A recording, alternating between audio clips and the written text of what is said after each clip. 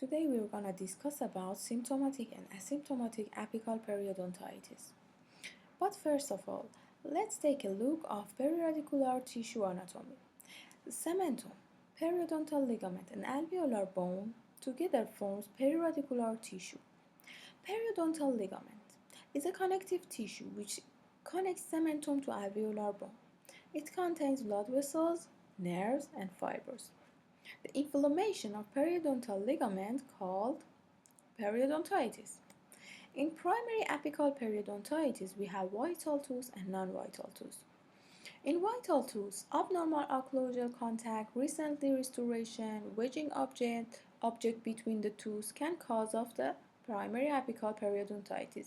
In non-vital tooth, can cause of a complication of pulpal disease and iatrogenic factor. Iatrogenic factor means problem caused by dentist or dental procedure like over-instrumentation. Symptoms: pain and tenderness, pain during mastication.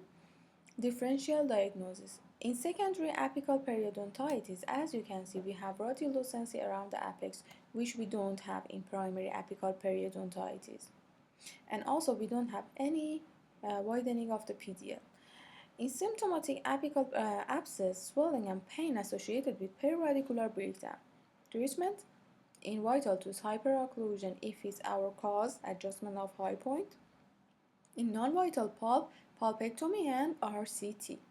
Clinical test: EPT can be positive and negative. Percussion test is positive, pain with pushing the tooth. Let's take a look again. As you can see, periodontal ligament is a part of the socket and cementum is a part of the tooth. So during the percussion test or pushing the tooth into the inflammatory periodontal ligament, patient may have pain.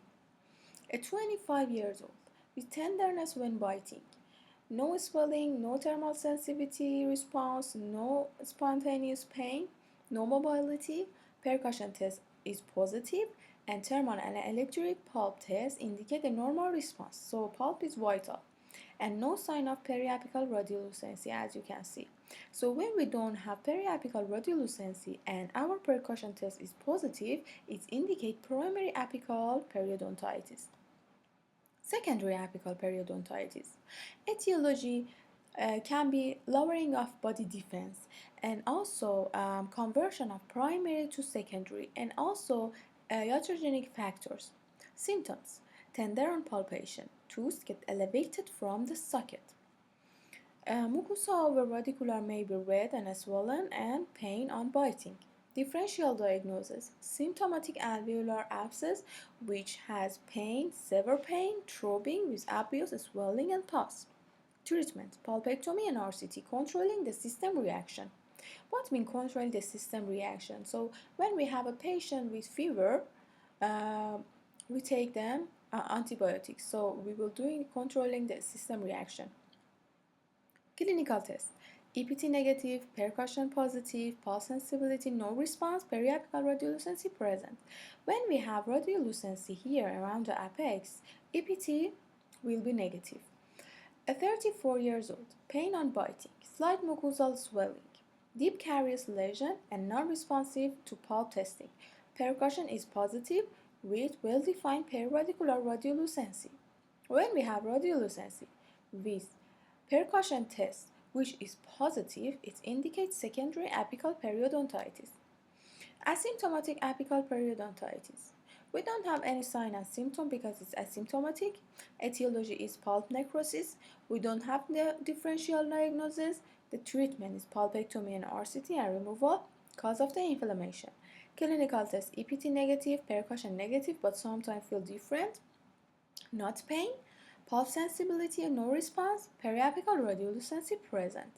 At 36 years old, no clinical symptoms. Negative response to both percussion and electric pulp tests, and well circumscribed periodicular radiolucency. This is asymptomatic apical periodontitis. For next video, we will discuss about acute and chronic apical abscess.